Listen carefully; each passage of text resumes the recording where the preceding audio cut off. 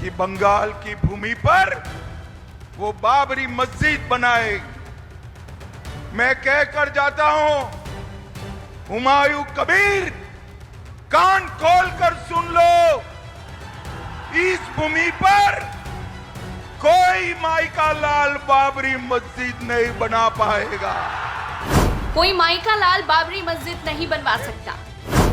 अमित शाह की धमकी या भरोसा? बहरहाल चुनाव में अमित शाह का बड़ा बयान। क्या ममता सरकार है बड़े खतरे में? जैसे जैसे चुनाव नजदीक आ रहा है, वैसे वैसे पश्चिम बंगाल विधानसभा चुनाव 2026 की रणभूमि गरमा रही। केंद्रीय गृह मंत्री अमित शाह धड़ल्ले से रैलियां कर रहे हैं और ऐसे बयान दे रहे हैं जो आज तक बंगाल के चुनाव में कभी नहीं दिए गए। मालदा जिले में चुनावी रैली को संबोधित करते हुए अमित शाह ने जोरदार हमला बोल दिया। उन्होंने कहा, बंगाल में कोई माई का लाल बाबरी मस्जिद नहीं बना सकता। ममता बनर्जी और हुमायूं कबीर को सीधा चेतावनी देते हुए शाह ने कहा कि भाजपा की सरकार बनते ही बाबरी जैसी किसी भी मस्जिद का सपना चकनाचूर हो जाएगा। 5 मई को वोटों की गिनती के बाद ये सपना टूट जाएगा। ये बयान इसलिए महत्वपूर्ण है क्योंकि बंगाल में हुमायूं कबीर नाम के नेता ने बेलडांगा में बाबरी मस्जिद जैसी मस्जिद बनाने का प्रस्ताव रखा था। आइए पूरी डिटेल में समझते हैं कि अमित शाह ने क्या कुछ कहा और ऐसा क्यों कहा। मालदा में क्या बोले अमित शाह?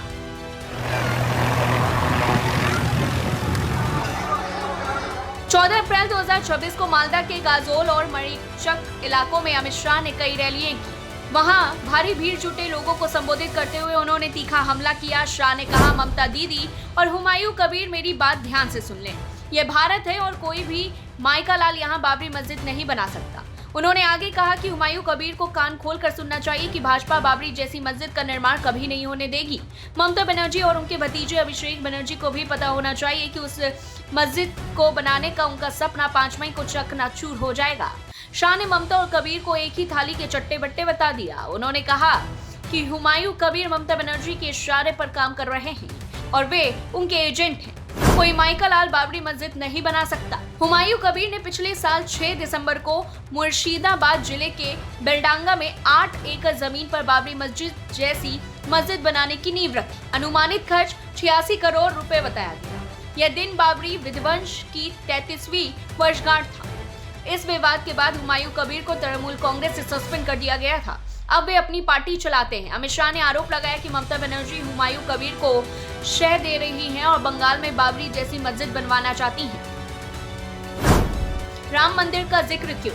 अमित शाह ने राम मंदिर का भी जिक्र किया। उन्होंने कहा कि कांग्रेस, तृणमूल कांग्रेस, द्रमुक, सपा और बसपा जैसी पार्टियों ने 550 साल तक रामलला को तंबू में रखने का समर्थन किया। 2019 में जब भाजपा को भारी जनादेश मिला तो प्रधानमंत्री नरेंद्र मोदी ने अयोध्या में भव्य राम मंदिर बनवाया। ममता बनर्जी जैसे नेताओं ने इसका विरोध किया।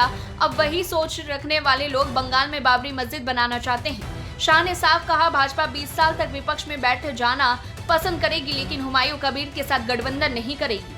उन्होंने कहा कि दोनों पक्षों की विचारधारा उत्तर ध्रुव और दक्षिण ध्रुव की तरह बिल्कुल विपरीत है। भाई, आप ममता जी की क्षमताओं से अनजान हो। ममता जी ऐसे 2000 वीडियो बना सकती हैं। हुमायूं कबीर और Bharatiya Janata Party south pole north pole है, कभी हमारा मेल नहीं खा सकता। हम बाबरी मस्जिद बंगाल में बनाने के वाले के साथ बैठने से और 20 साल हम ऑपोजिशन में बैठना पसंद करेंगे। राम मंदिर की तस्वीर वर्सेस बाबरी मस्जिद। ये बयान बंगाल चुनाव को और ज्यादा ध्रुवीकृत करने वाला है। बंगाल में हिंदू मुस्लिम मुद्दा हमेशा से संवेदनशील रहा। अमित शाह ने कहा कि भाजपा सत्ता में आने के बाद बंगाल की मिट्टी पर बाबरी मस्जिद नहीं बनने देगी। उन्होंने ममता सरकार पर आरोप लगाया कि वे राम मंदिर के खिलाफ थीं और बाबरी जैसी मस्जिद का सपना देख रही थीं। शाह ने विकास, रोजगार और सुरक्षा के मुद्दों पर जोर दिया, लेकिन मुख्य फोकस इस विवाद पर रहा। बंगाल विधानसभा चुनाव 2026 2 चरणों में हो रहे हैं। 23 अप्रैल और 29 अप्रैल को वोटिंग और 5 मई को नतीजा। भाजपा इस बार ममता बनर्जी की तृणमूल कांग्रेस को कड़ी टक्कर दे रही है। हुमायूं कबीर का मामला पहले से विवादास्पद है। कुछ समय पहले एक वीडियो वायरल हुआ जिसमें कबीर पर भाजपा से सौदा करने के आरोप लगे थे।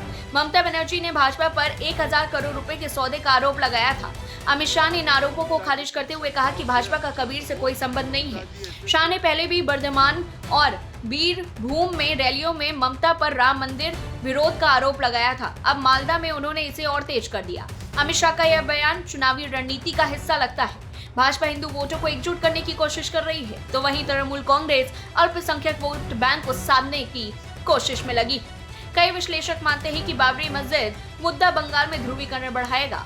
अमित शाह ने साफ संदेश दिया कि भाजपा राम मंदिर की तरह सांस्कृतिक मुद्दों पर मजबूत है और बाबरी जैसी किसी भी कोशिश को रोक देगी। ममता बनर्जी की ओर से अभी इस पर किसी तरह का कोई बयान सामने नहीं आया, लेकिन उनकी पार्टी इसे सांप्रदायिक बताकर हमला बोल सकती है। कुल मिलाकर पश्चिम बंगाल चुनाव 2026 देश की सियासत को प्रभावित करने वाला है। अमित शाह का मालदा भाषण दिखाता है कि भाजपा विकास के साथ साथ सांस्कृतिक मुद्दों को भी आगे रख रही है। आपको क्या लगता है, बंगाल में बाबरी जैसी मस्जिद का मुद्दा कितना असर डालेगा? क्या भाजपा इस बार ममता को चुनौती दे पाएगी? कमेंट में जरूर बताएं। अगर खबर अच्छी लगे हो तो लाइक सब्सक्राइब करना बिल्कुल ना भूलें।